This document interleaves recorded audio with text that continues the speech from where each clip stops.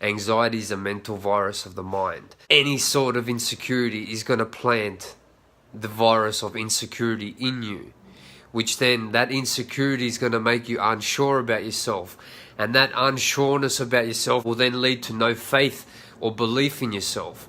And that no faith or belief in yourself is what causes you to have a disconnect about what the future holds for you.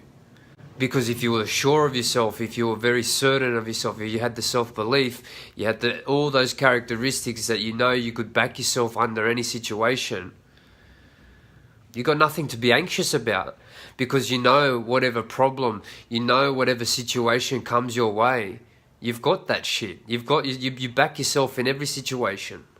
But the disconnect is because you don't have the self-belief. You don't have that reassurance. You're insecure. And the only reason why you're insecure as a human being is because someone or some circumstance made you question yourself in whatever instance, whether it's your parents, your teachers, your friends, or whatever it is, contributed to you not being able to back yourself. They said things that made you question yourself. They set up environments or circumstances in your life that made you not fully believe in yourself. And then that got reinforced and reinforced. And just like the law of attraction, once there's an insecurity implanted in your well-being and you actually now start to feel insecure, whenever you feel something, that's when you're going to start attracting more situations to reflect what you're feeling. So that insecurity that's how it gets perpetuated, because you're now attracting insecurity back at you. That's all good, Shane, but how do we fix that? Get out of here and go into the silence that's deep within. Because it's in the silence and the deep withinness of connecting with your soul that it will guide you. It will show you. It will be your doctor. Well, let me just assure you that you've got your own doctor, internal doctor, ultimate consciousness doctor, has got all the PhDs doctor, but its consultation room is silence. Its office is where you don't speak and you don't think. And then when you set up that environment, it writes out your prescription. It's going to show you the original insight of, okay, Shane, you're insecure because when you're 14, you didn't get your grades and the teacher said you weren't good enough. And then mummy said that, you got to pick up your socks, you're not good enough. And then that's what planted the seed. We're not born with anxiety, depression, or any of this crap. We're a product of our environment, period. But that doesn't mean that it's set in stone. That doesn't mean that we can't change behavior. We can't get rid of the virus. Once you move through that, you have to slow this thing down, because this is what's creating the problem. And when this is out of control, when this is loud, when this doesn't stop, there's no technique or anything that will save you.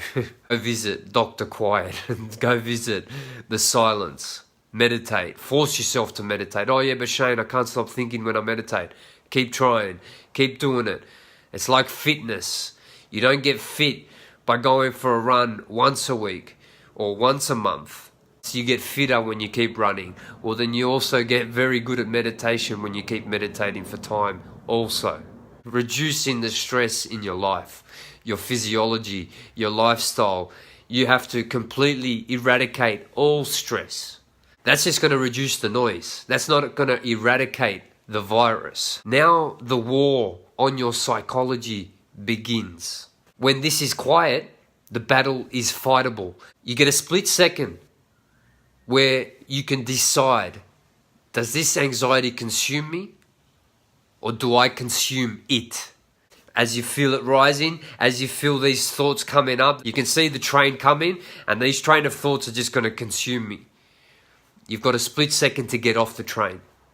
Only if you do the physiology first, reduce the stress, and you're practicing in a very regular meditation. Anything that you need to do to improve is always going to come down to the split second of, am I going to get out of bed or not? Am I going to eat this shitty donut, or am I going to have something healthier? Am I going to meditate, or am I going to watch the Kardashians? Everything is a split second. Every single thing that makes you better or keeps you trapped in where you are today. And it's that simple. That's the technique. That's the be all and end all. But that won't work. That won't mean nothing unless you've really made the game even by reducing your stress and focusing and concentrating in a deep meditation every single day.